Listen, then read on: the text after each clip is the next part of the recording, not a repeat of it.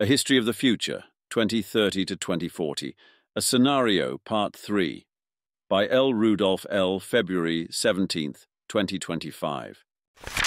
The End of White-Collar Work and the New Job Scene. By the late 2020s, office jobs in developed countries are now basically about overseeing and providing direction to AI systems, and the last part of that is mostly on paper rather than in practice. There is lots of talk about values and missions and the future, and a lot of unspoken communication about office politics and status. Many office workers don't do much at all.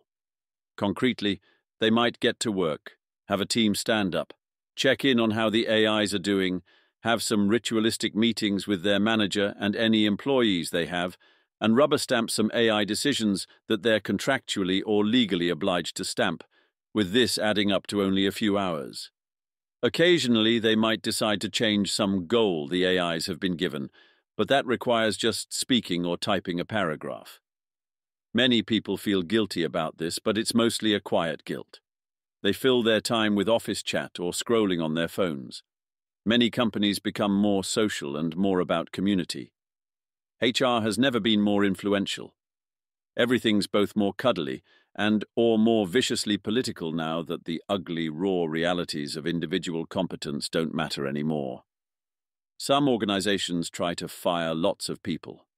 Sometimes it goes well, sometimes it goes badly, and they realize that some human somewhere was holding some knowledge in their head or nudging the mission in the right direction in a way that was essential.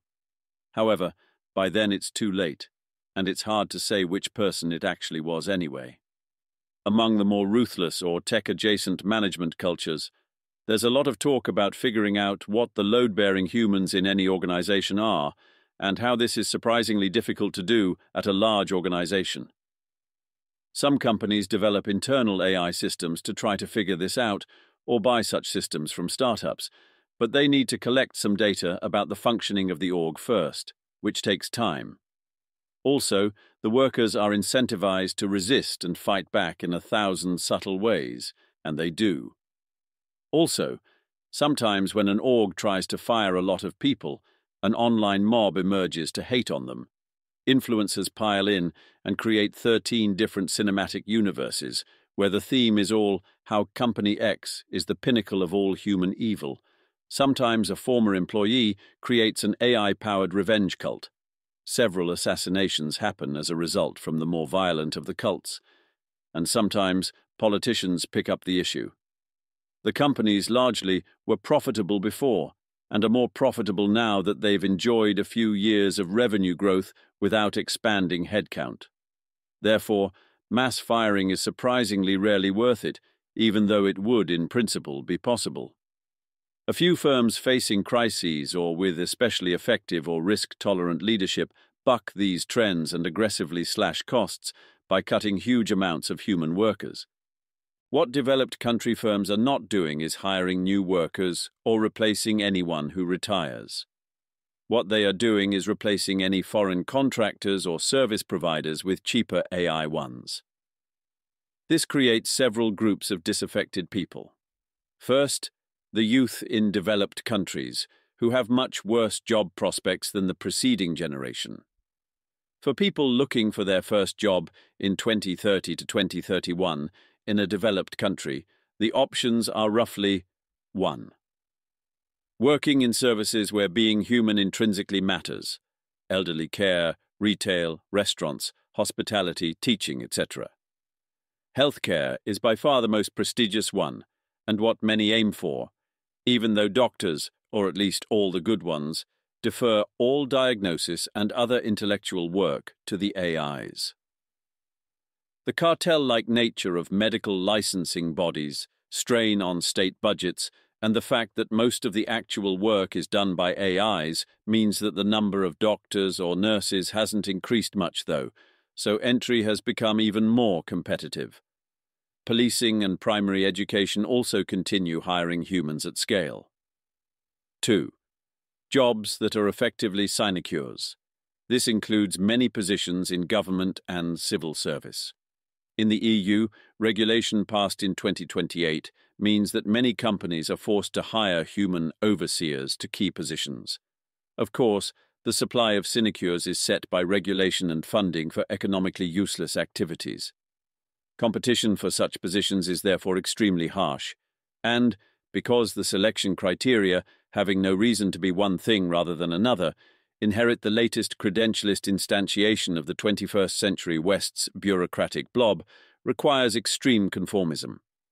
This category has a fuzzy boundary with the first, depending on whether you value the ceremonial human touch as a key part of the service or not. 3. A particular example of this is the law. Lawyers have two major advantages. First, their job deals closely with important social questions of legitimacy and propriety, making it a natural claim that something fundamental would be lost if the human presence was gone. The presence of lawyers evolves to be more ceremonial and symbolic, almost religious, but it stays. Second, lawyers make up a lot of the rules for themselves and interpret the statutes for everyone else. Third, a lot of politicians are lawyers, or have friends who are lawyers, which make them attuned to lawyer interests. This gives lawyers a lot of leeway in what automation they allow. In many countries, the rules are bent such that it is flat-out illegal to consult an AI on legal matters. You have to go through a human lawyer. AI companies are forced to train their AIs to comply with this. I'm sorry, but as an AI, it is illegal for me to give advice on legal matters, so I recommend you hire a licensed lawyer. Of course, all of the actual legal research and argumentation is done by AIs. The lawyers just monopolize the position of being allowed to ask them. 4. Manufacturing, which is booming, especially as productivity has been lifted by AI management and oversight. Many manufacturing jobs involve wearing an earpiece through which you receive detailed step-by-step orders from an AI, and occasionally AR glasses that can show you diagrams or an overlay for how to move your hands. A large fraction of people go into this, even if they have prestigious university degrees. Many of the prestigious degree holders do not have their salary and status expectations met and become resentful. 5. Academia. There are still humans in academia who somewhat matter for intellectual progress, but they're all either experienced humans with years of research taste in economically valuable, non-purely mathematical areas, who are actually in decently high demand, as the AI labs chase feedback sources that will help them faster and cheaper get the models superhuman at even the very last set of very long-horizon, hard-to-measure skills. Or, especially in the US, profluencers who use the status of a successful prior academic career to boost their influencer careers. New entrants to academia get their academic salaries, if they win an ever more cutthroat competition, but not the hope of actually mattering for intellectual progress. Some derive satisfaction that they can at least keep deep human expertise alive into the future.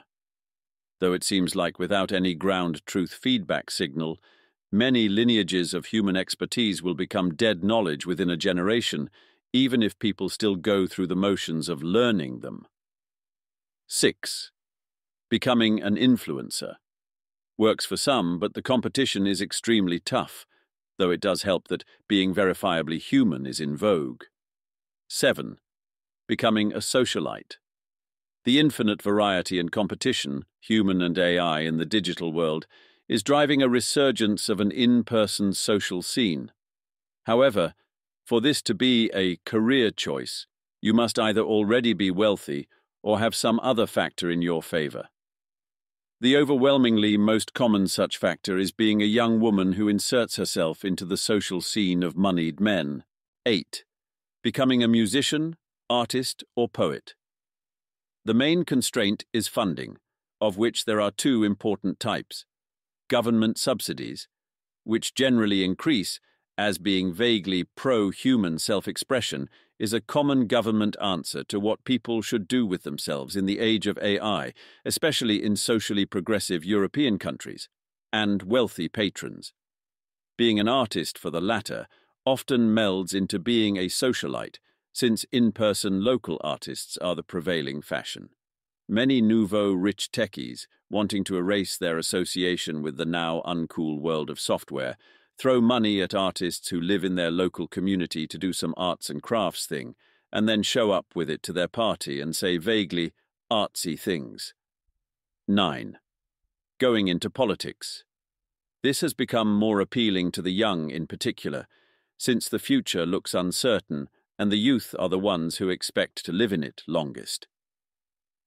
There are many AI youth activists, in the sense of specializing in the topic of AI, being AIs or both, who try to use their position to advance youth interests. The problem is that they don't have concrete policy asks beyond allocate more money to us, which puts them at odds with every other interest group in society, many of which, e.g. the retired, outnumber them in raw numbers as a voting bloc, as well as in terms of resources, power, and influence. Culturally, intellectualism is out, after having climbed in cultural status for 2 centuries before the mid-2020s as labor-augmenting technology and globalization scaled its power. Charisma, conformism, sociability, authenticity and propriety are all in. In the early 2030s, the US is becoming more European in its attitudes, especially along the above dimensions. While the high water of conformism that the 2010s culture wars and academic sclerosis had caused receded throughout 2022 to 2027, a modified and less political, more European-style propriety-focused conformism rose around 2030. First, this was driven by cultural changes downstream of AI reducing the rewards for risk and entrepreneurship. Second, there was a cultural backlash against the techies, who were seen as having pretensions of importance after the automation of software in the late 2020s, and as led by a bastion of improper disruptive moguls who were on the wrong side of a Republican power struggle in 2028, and through the techies the culture of ambition that had become central to their self-narrative. A second disaffected group is the developing countries. Replacing outsourced foreign human services, e.g. call centers, with AIs, is a cost saving that can be done without political or social repercussions, so all companies did it, often at significant scale as early as 2025 to 2026 for text-only tasks. As a result, services-led export growth is dead. This is bad for India and the Philippines in particular. India just about achieved the economic heft, where it could have been relevant in AI, but throughout the 2020s was unable to become entrenched in any part of the AI supply chain. At the same time, as more of the population in developed countries goes back to working in manufacturing, political demands for protecting developed country manufacturers from competition with developing countries grows. This leads to even more tariffs, on top of the already existing late 2020s trend towards more and more tit-for-tat tariff escalation. This makes developing country growth based on goods exports harder.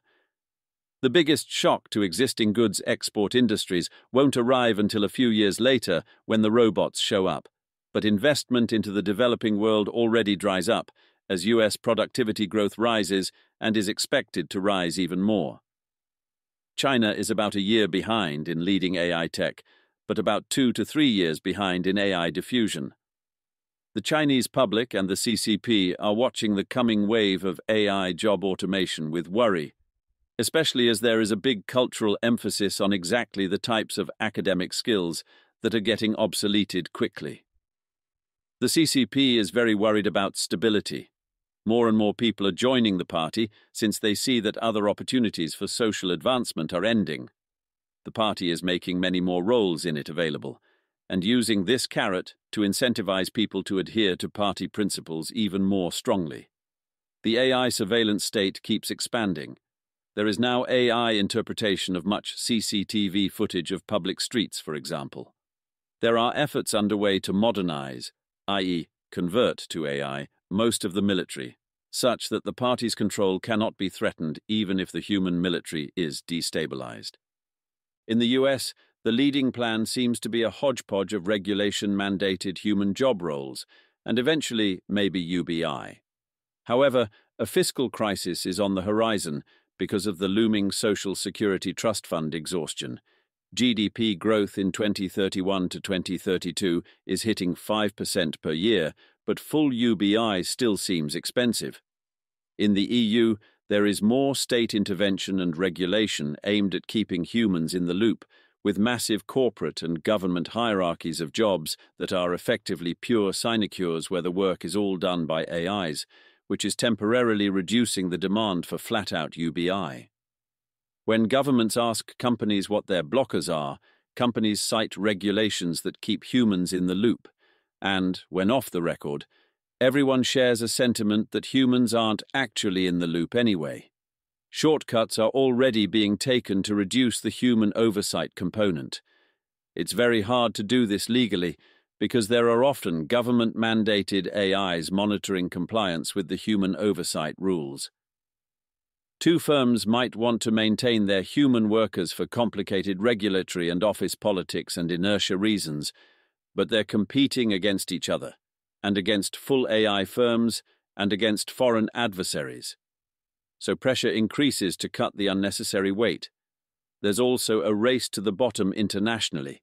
Many autonomous AI-run companies in 2030 to 2033 move to less regulated areas, take the slight hit of running on open-source models, and serve customers from there. However, this global decentralization is reversed once the robotic revolution, subsidized and encouraged by the American and Chinese governments, gets underway. Lab strategy amid superintelligence and robotics. The state of AI capabilities around 2030 is roughly as follows. Wherever there is an easy feedback signal and a high-performance ceiling, such as maths or code, the models are incomprehensibly superhuman. Where rapid iteration is possible but the performance ceiling is not as high, like having sales calls, the AIs are better than all humans. In general, the AIs can be more charismatic and persuasive than humans, but this does not give them superpowers over steering individual humans as they like, especially when, to do so, they would have to compete with every other mimetic force in society, as well as the individual's resistance to being psychologically hacked. Wherever there is a large pile of information, such as supply chain routing or crystal structure prediction or history or legal precedent, the AIs are superhuman at spotting and understanding the patterns and generalizing them to new instances. However, models appear to still be roughly human level at long horizon tasks with ambiguous success metrics.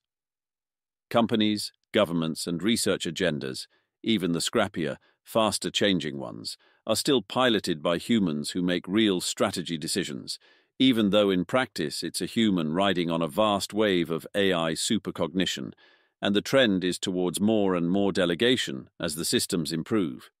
Real-world progress in hard tech is also varied. There are many breakthroughs in parts of materials science and molecular biology driven by things like material property and protein folding prediction that cuts down on empirical iteration. However, other tasks turn out to be computationally intractable, even to the smart AIs, even if they often achieve very large efficiency gains over the human state-of-the-art by inventing superhumanly good heuristics.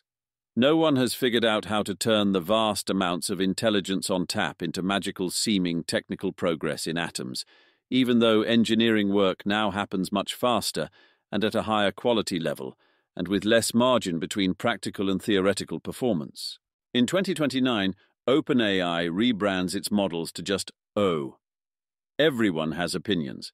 It's a big advance in raw intelligence, but almost no one can tell. Instead of a variety of sizes of an O-series model with updates every few months, from now on, there will be a few varieties, differing mainly in size like O small and O large, and an internal only O huge, but also with some specialized fine-tuned models, e.g. OMath and OChat. Individual instances of the models can use their medium-term memory as context when they're doing agentic tasks, but they can also run in functional or API mode, where that is disabled. More than half of OpenAI's model revenues still come from functional mode calls rather than running instances as agents that develop their own memories and learn on the fly. But this proportion is steadily falling. There's a new model checkpoint released every day, with the newest information from that day already in its weights, and the occasional larger improvement. By 2030, OpenAI has culled almost all of its human employees. This is the main advantage of their latest model internally, the tacit internal knowledge that various humans previously had that would have made the human levelish O6 not quite adequate at wholesale replacement of OpenAI engineers matters less when O huge can just rederive the tacit knowledge from scratch very quickly. OpenAI's B-series human robots reach annualized shipment volumes of 1 million per year in late 2031, which gives it about 50% market share in the total domestic robot servant market.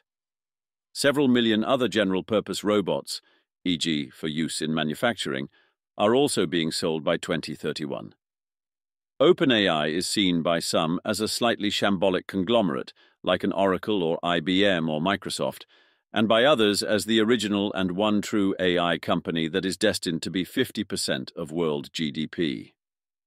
The robotics sector is split between special-purpose robots with modern AI integrations, e.g. window cleaning robots and pipe-crawling repair robots and delivery drones, and general-purpose robots being pursued by OpenAI and several other companies, including a struggling Franco-German startup that is kept afloat by the EU being hell-bent on endlessly subsidizing it until Europe finally has a big tech company.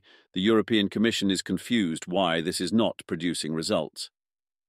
Both paths seem technically feasible.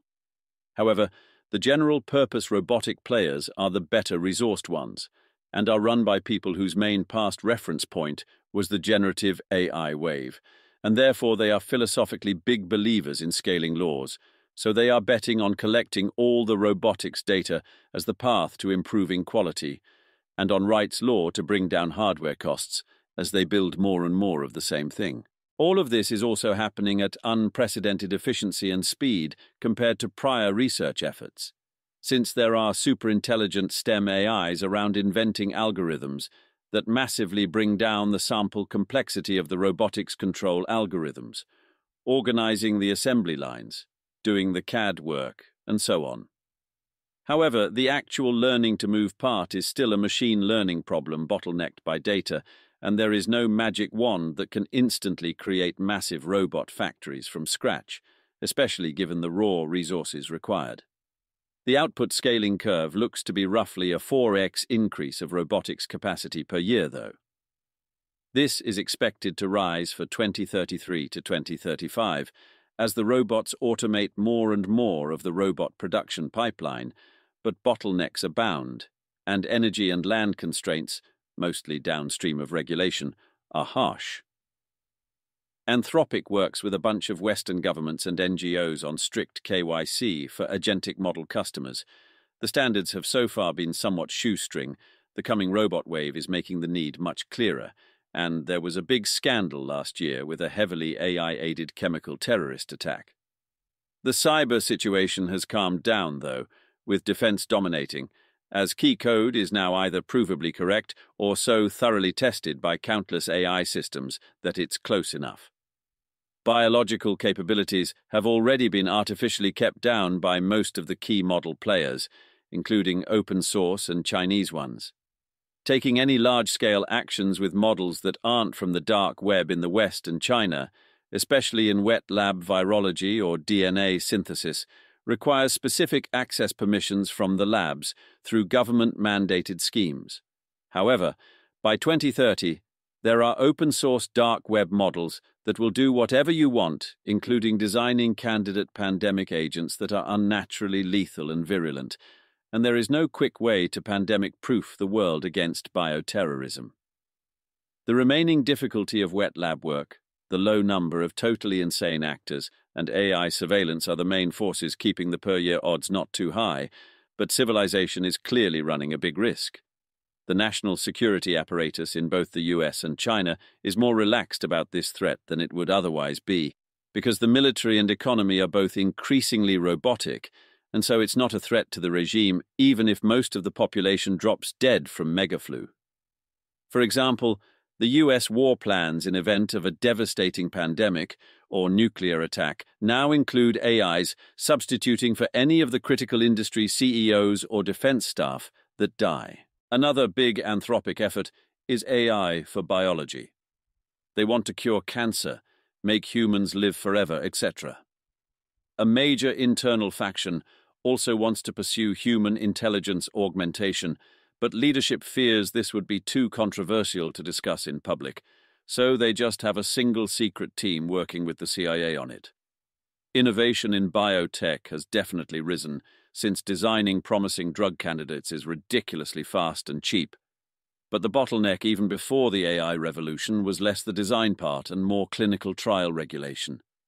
Anthropic is curating datasets, acquiring laboratory automation startups, and working with regulators to cut down red tape. This will take years to bear fruit, but seems to be leading towards a biotech revolution over the next decade. Anthropic is also trying to use biotechnology to bootstrap powerful nanotechnology. However, the company's attempts to get their AIs to do the physics and engineering hit some snags, especially as they lack XAI's or GDM's specializations in physics/maths/engineering, having trusted more in domain general intelligence. Still, it is the AI era, so the AIs can fairly quickly get up to speed on this stuff, and the Pentagon is helping. Towards the automated robot economy. In 2033, about 40 million humanoid robots are shipped. An increasing fraction is going to industrial uses. Costs have come down to that of a cheap car and are declining further, especially as the entire manufacturing process can now be done by the robots themselves in the most advanced factories. This also means that full AI control and real-time optimization of the entire robot manufacturing line is possible, leading to unparalleled factory output growth and ease of iterating on the design.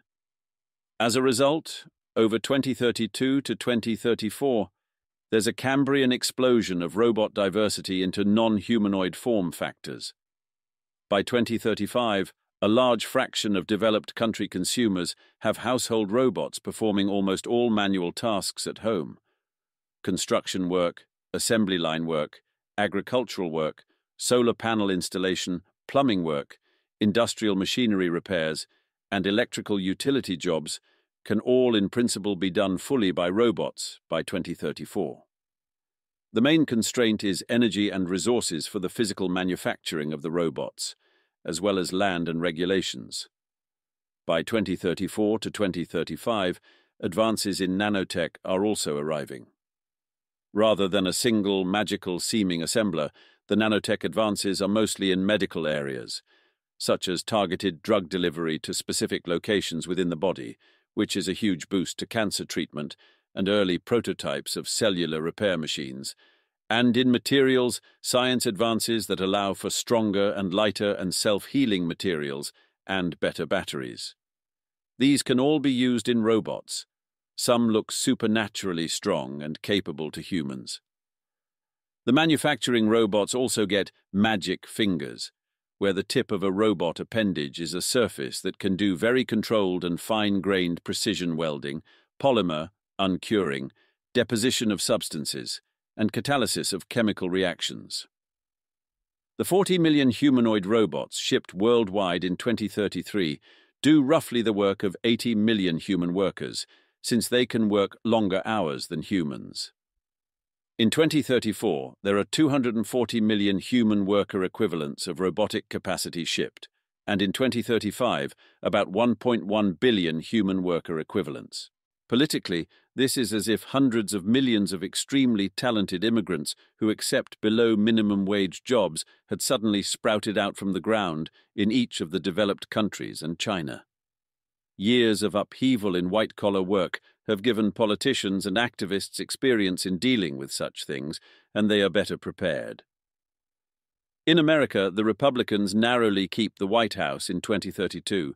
The Democrats ran on an attempt to solve rising unemployment through European-style human-in-the-loop laws, including an expansion of pro-social, meaning-creating human roles in the government bureaucracy, education, and the lawyer cartel, while having a major retraining initiative for blue-collar workers threatened by robotics. In the few months before the election, there was a burst of about 100,000 people losing their jobs very directly to robots. A run of impressive robotics demos fomented hysterical online influencer coverage and blue-collar job fears. The retraining initiatives for blue-collar workers became seen as insufficient and out of touch with the average American who does not want to be re-educated into performing some ceremonial role in a bureaucracy whose culture they don't agree with.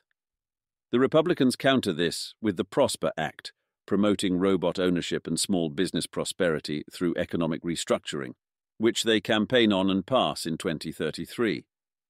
This creates a car dealership, like model for robot ownership, where robotics companies are not allowed to sell consumer robotics services directly to consumers. Sectors like defense and mining are exempt. Ordinary Americans can apply for loans to start their own robotic services business. Also, a license is required to sell consumer robotic services in a given territory, and a given legal entity can only operate in one territory. The territories default to state legislative districts, most of which are between 30,000 and 150,000 in population, but states are allowed to change the territory unit. Licenses for a territory are granted at the local level. For example, Joe Smith in Prescott, Arizona might get a government loan, buy 10 plumbing robots, and sell their services to other Prescott residents. He himself doesn't do much, since the robots do the plumbing and the AI does the planning, logistics, accounting, and so on for him. But nominally, he is now a small business owner and is most definitely not a welfare recipient freeloading on Uncle Sam. If any robotics licensing territory gets too much competition in a single robotics services vertical, competition drives margins to zero. There is also little that differentiates the different robotics service providers. Therefore, an instant race begins for regulatory capture of each robotics license territory, which is often won by whichever actor had the most networks and funds at the beginning, though antitrust prevents full monopolies, so there's almost always at least two service providers. Much of the market share fluctuation becomes about social networks and persuasion. The savvy robotics license owners in particular try to manipulate local cultural currents to restrict the granting of licenses to new entrants. Alternatively, the leader of a local AI-powered personality cult will just declare who deserves the licenses. Even with the robotics licensing regime, though, only a small fraction of the population is owners of economically relevant assets. Social and economic life increasingly revolves around the few families with control over income-generating assets, whether sinecures or robotics licenses or property or stocks. Marriage into such families gradually becomes a more and more common tool of socio-economic ambition. Many give up on earning an income at all, and make ends meet by moving to areas with ridiculously cheap property. Above all, local scenes are the true US national elite, powerful politicians, billionaires, senior government advisors, and some others. On average, they still feel some noblesse oblige towards the lower classes, though in the late 2030s this is waning as they start feeling in their bones that their position of power is not dependent on the people anymore. However, their main preoccupation is status competition with others on their level. Many of these are inter-elite disputes with little bearing for the world, but on net, there is also a strong desire to compete with China. In particular, the narrative that the race through the robotics build-out will be decisive for the far-flung future of humanity gained a lot of prominence through the late 2020s and early 2030s. This creates a strong elite consensus that competition with China must be won, and that the way to do so is to stabilize the domestic situation, but then otherwise let the robotics wave rip. The plans for domestic semiconductor self-sufficiency are on track to come true only a bit behind schedule in 2034. Actually working ICBM defense, designed by superhuman engineering AIs around 2030, is fully online and working by 2034 thanks to the speed of manufacturing scale-ups in the age of robotics. The military is able to field hundreds of millions of small drones and millions of robot soldiers. Pentagon projects on nanotechnology and other exotic physics applications may bring about powerful new technologies within another few years. China, of course, also sees the need to win, especially as its lead in industrial robotics vanishes when America's robotics revolution happens a bit before China's. The CCP is also decoupling its treatment of the human economy from its treatment of geopolitics and the real robotic economy. In 2034, the CCP declares that citizens need to eat bitterness in the form of accepting per capita living standards stagnating for a while at around $37,000, PPP adjusted in 2025 dollars, while the state diverts resources to fueling the robotic revolution to avoid losing in the geopolitical competition. In the EU, AI diffusion has been slower due to regulatory hurdles, but the extinction of white-collar work is still well underway, and the robotics wave is coming only a few years after the US and China. However, this delay is enough to make the EU geopolitically irrelevant. The greatest external threat to the EU is Russia, which has suddenly gotten much richer as Chinese companies effectively colonize Siberia to mine resources to fuel China's robotic buildup while paying large rents to the Russian government. The US lead at the robotics revolution also drains manufacturing jobs out of the EU, until EU countries are politically forced to shut off trade, though a political movement, active especially in Eastern Europe, would have wanted to negotiate a stronger US security presence in exchange for letting trade continue and domestic industries wither. Various proposals for UBI float around, but economic turmoil makes the prospect of funding it uncertain, and the political fight by special interest groups for privileges for their group in particular is extremely fierce, and they are all opposed to UBI for everyone. By 2036, functionally everyone within the EU has some kind of regular state payout they live on, not through a single system but through an extremely complicated patronage network that non-AI-aided humans literally could not understand, where the average person is eking out a living in exchange for taking part in complicated cultural rites and bureaucracies. The developing world suffers. Already, manufacturing jobs were lost in the global south. Developed country workers streamed from services to manufacturing, while having their productivity boosted by AI that developing countries can't afford, and while their politics became even more captured by blue-collar job worries that drove tariffs and trade restrictions. Now, US and Chinese robots can manufacture anything better and more cheaply than any human. There are large capital flows out of developing countries to the US and China as they buy robots. However, in most developing countries, even the arrival of cheap robots does not lead to prosperity, as the robots mostly go to the elite and the state, which have no reason to share the windfall with the people, especially as cheap military drones and robots and omnipresent AI surveillance have effectively removed the threat of rebellion or coup. India, Bangladesh, and Brazil shut off almost all cross-border trade and declare themselves human-only countries, where any sort of neural network or robot is banned. They receive many immigrants from developed countries who have struggled to cope with the AI wave. In the most totalitarian states, the outcomes are mostly tragic. North Korea lets a large fraction of its population starve to death and forcibly sterilizes the rest, except for about 10,000 senior government officials who continue to preside over an AI economy and robot military. Some worry that the CCP allows this, not just for geopolitical reasons where they want a military bastion pointed at South Korea and Japan, but also as a test run of whether they could later pull off the same thing within China. In some other countries, the population is kept fed, but subject to constant surveillance. Rulers realize the population is no threat anymore. The intelligence curse is like the resource curse, but stronger.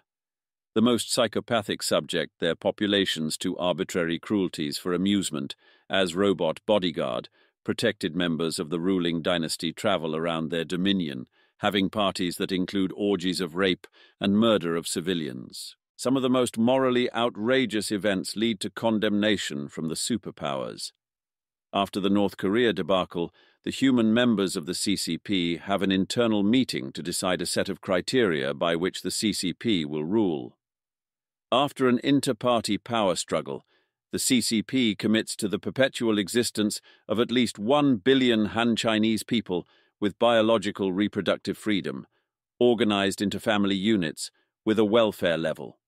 At least around what $40,000 per year consumption in a 2025 developed country would give, and with eternal strict CCP control over national ideology, culture, and strategy. They impose fewer constraints on the rulers of their client states than they do on themselves, but generally oppose genocide, forced sterilization, mass starvation, and deliberate cultural erasure. The CCP line on this does in fact constrain and improve some authoritarian states, and they pressure several dictators into stepping down and being replaced by non-psychopaths, though they still allow some horrific practices, intrusive mass surveillance, political cleansings, continued extreme poverty, and states indirectly driving down the birth rate, which many governments want to do, since humans are mostly just a net cost to the government by this point. In the US, some moral atrocities in Venezuela in 2036 lead to public outrage and political pressure for action. The president is informed that given the technological disparity, regime change is a press of the button. The button is pressed, and the regime changes. Several more countries follow in quick succession. By the end of 2037, most of the world can be split into 10. The US, which now includes both Canada and Greenland, both joined voluntarily, as American citizenship has become extremely in demand due to the privileges it confers. 11. US client states. The terms of admission here are usually that the other country must accept trade with the US, which generally means that the country's own industries go extinct as US robotics and AI performs all work. In exchange, a combination of the US government and American elites buy out the assets in that country. In particular, any resources, or land-containing resources, are bought out and mined by US companies to fuel the continuing robotics build-out. The money paid out for these resources and assets is generally the endowment that the government and people of the client state then live off.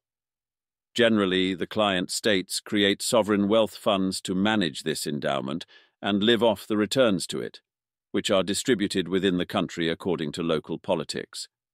These countries are all poorer than the US, and with essentially no future growth prospects that aren't praying for the continued US robotics build-out to increase the fraction of their endowment invested in US stocks.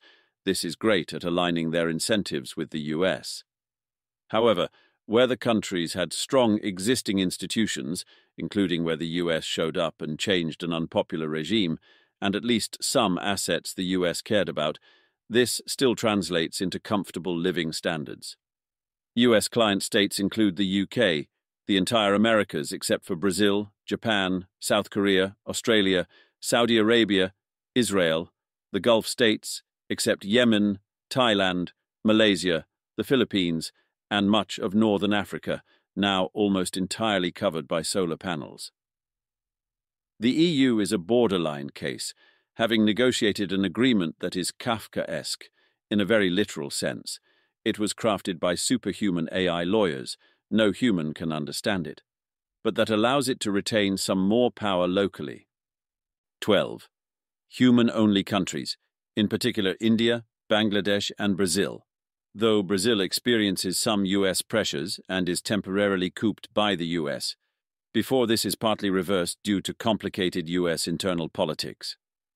All, however, have to solve national security somehow.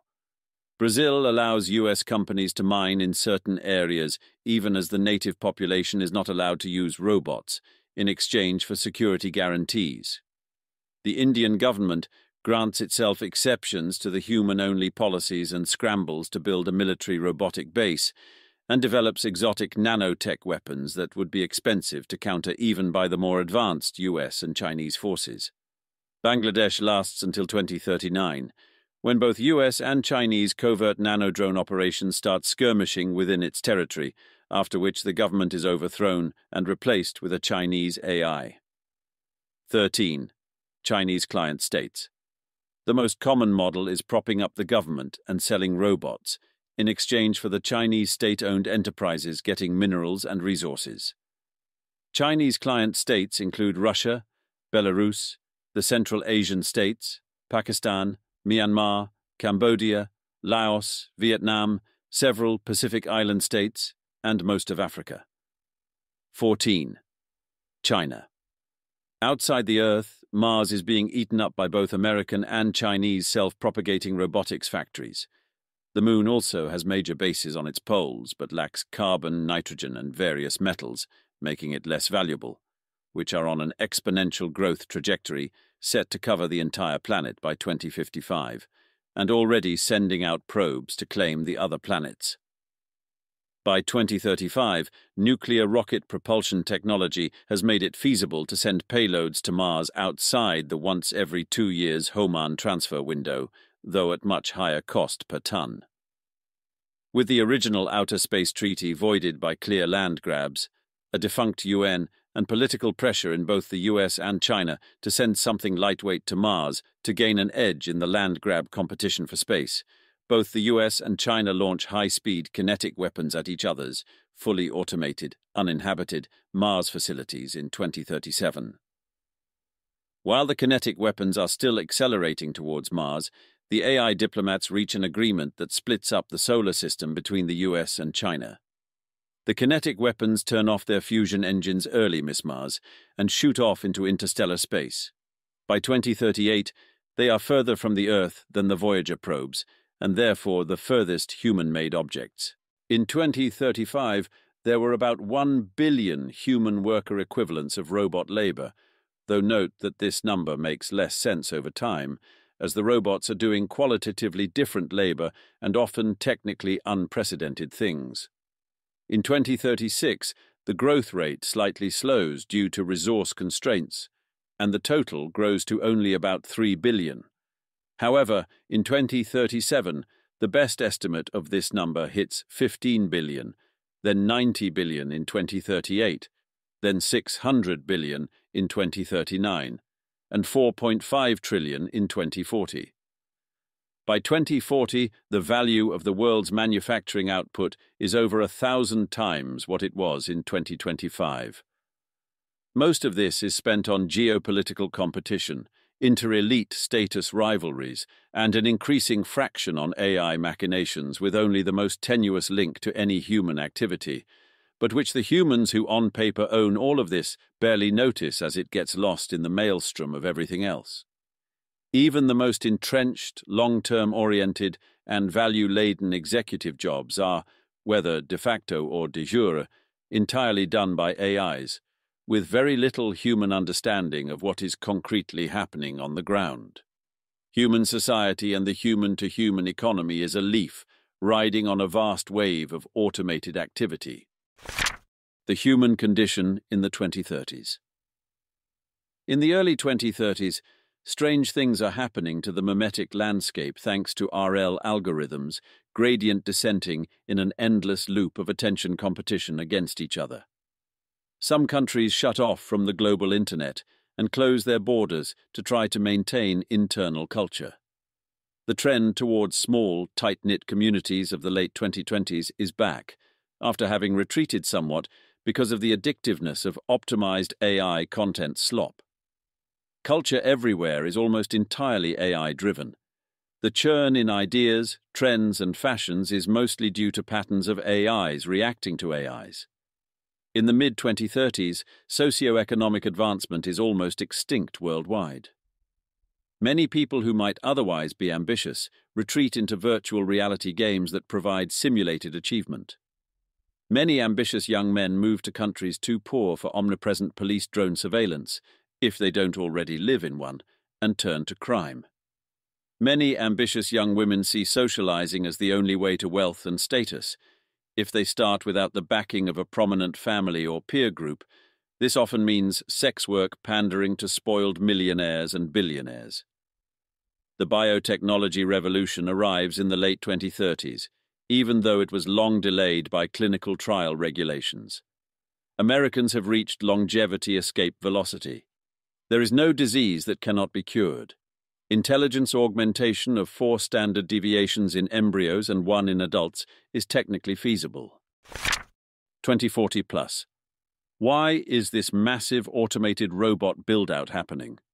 As discussed, the US and China both have the required geopolitical ambition. In particular, they cannot risk letting the other ride the robotics wave and get disempowered. Within countries, there are pressures from both the elite and from the needs of ordinary people. The elites compete against each other. Those who do not want to compete do not, and are rendered irrelevant and replaced by ones that do. In addition to status within the elite community, the elites gain raw power from letting the robotics wave rip through society. There are many trillionaires in the world now who can work unprecedented wonders with tens of millions of robots carrying out their bidding. They can build cities in a day, save millions of developing world people from hunger, and prepare for their children to rule entire planets governed by their ideal political philosophy. At the same time, while Americans are almost all reasonably well off, across the world there are still billions of people with a poor quality of life.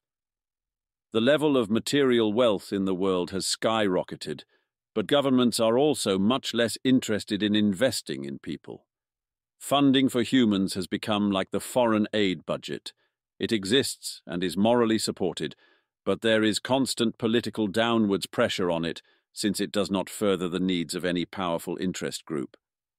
The best hope for human welfare seems to be accepting that governments will be hard-pressed to spend above 1% of their resources on humans, but relying on American and Chinese economic growth being so vast that a small trickle of resources from American and Chinese robotics companies will eventually be enough for material comfort for everyone. This looks set to be true within a few years, though there are 2 complications. The first is that both spheres of influence, but far more the Chinese one, still tolerate some grotesque practices by client states. However, once the geopolitical balance is secure and sufficient wealth exists, and with some luck over choice of leaders, this state of affairs would likely end. The second, more fundamental point is that the economy has an inertia of its own. Humans make almost no meaningful decisions about the trajectory of the world, having handed the reins to AIs that make effectively all decisions, even if some of the AIs are technically only advisors.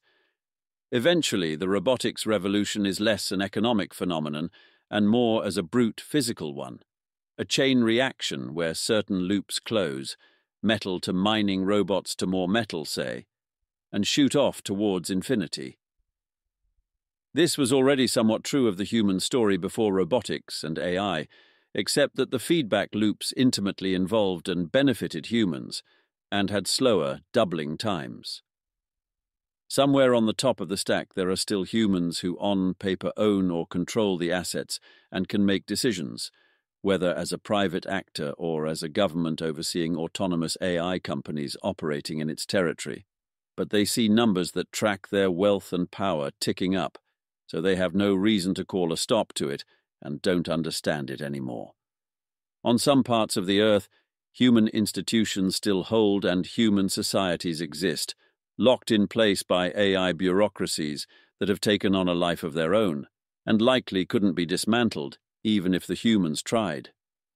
On other parts of the Earth's surface, including big regions like the Sahara, the Australian outback, Antarctica, and Xinjiang, an ecosystem of AIs rules over vast masses of robotic machinery with no human involvement.